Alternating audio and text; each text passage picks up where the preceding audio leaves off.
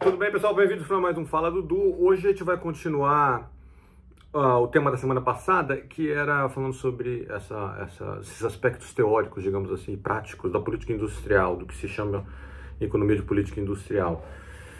E aí eu quero trazer à tona um elemento que eu não trouxe no nosso último videopapo, que é o seguinte: para o governo, então vamos supor que as externalidades positivas estão lá, vamos supor que tem uma curva de aprendizado, etc., que pode de fato fazer com que um país que impõe uma proteção ou um subsídio inicialmente, ele se torne realmente mais produtivo, mais eficiente em produzir certo tipo de coisa. Normalmente é a manufatura, né, que a gente está conversando, ou alguma coisa de alta tecnologia e tal. Beleza, essas pré-condições estão lá.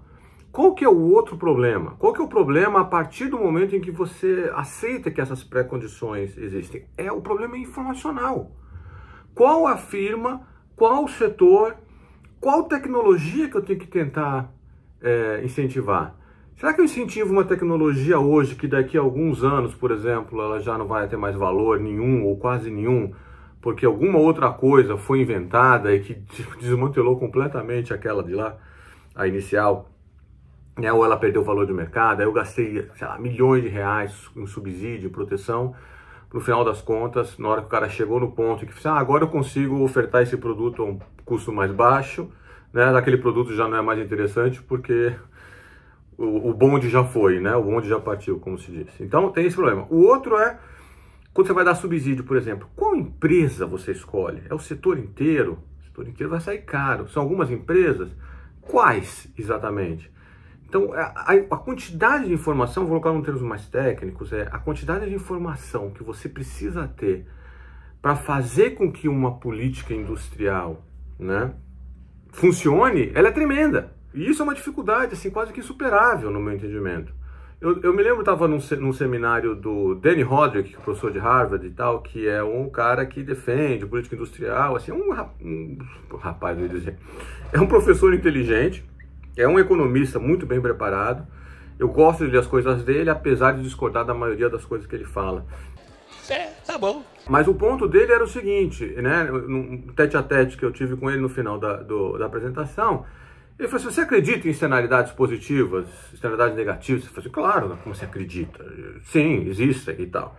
Então, e aí o governo não tem que intervir? Eu falei assim: tem que intervir e tal, tem o subsídio, quando a externalidade positiva é muito óbvia, e tem a taxação, o imposto de PIGU, quando a externalidade negativa é muito óbvia. Ele falou, mas o governo... Só que eu falei, só que o ponto é, o governo tem informação para fazer isso de uma maneira ideal? Esquece a questão da captura que a gente já discutiu, né, no vídeo aula passada. Ele tem capacidade informacional de tocar esse tipo de intervenção um pouco mais minuciosa, mais micro. Aí ele falou assim: olha, o governo não faz política monetária? Ele não tem que decidir quanto que é a taxa de juros? Esse argumento acho que está errado, do Danny Roderick. Ele falou assim: se o governo tem que fazer aquilo, por que ele não tem informação para fazer política industrial? Porque o conteúdo informacional e o grau de você precisa, a granularidade que você precisa para fazer política industrial é muito maior. Fazer política monetária, entre aspas, é fácil. Você vê para onde que está mais ou menos caminhando o desemprego, para onde que está caminhando a inflação, e o core da inflação. E quando eu faço a projeção da inflação para frente, tá mais ou menos, tá subindo e tal, você sobe o juro. Tá caindo, tá desacelerando, você cai o juro. Certo? E você tem, além disso, você tem muito mais flexibilidade para, se você errar, você reverte. Cair muito o juro, a inflação começou a subir, sobe muito o juro. Por isso que isso é muito mais complicado de fazer isso. Primeiro, você precisa de um conteúdo informacional muito maior do que variáveis macro que você observa se movendo no tempo, número 1. E número 2, uma vez que você vai numa direção, se ela se provou errada, é muito mais difícil de reverter do que na decisão de política monetária.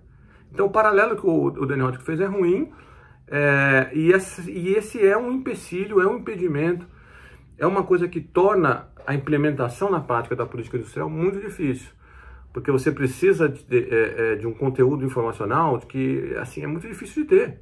Eu não sei se essa tecnologia que eu estou financiando, daqui a 5 anos, não vai ter valor nenhum para a sociedade, ou vai ter um valor muito baixo, e aí o governo perdeu dinheiro. E podia estar fazendo, por exemplo, outra coisa. Podia estar fazendo, por exemplo, sei lá, creche. Então é isso, pessoal. Até o próximo Fala, um abraço, e aí a gente vai mudar de assunto.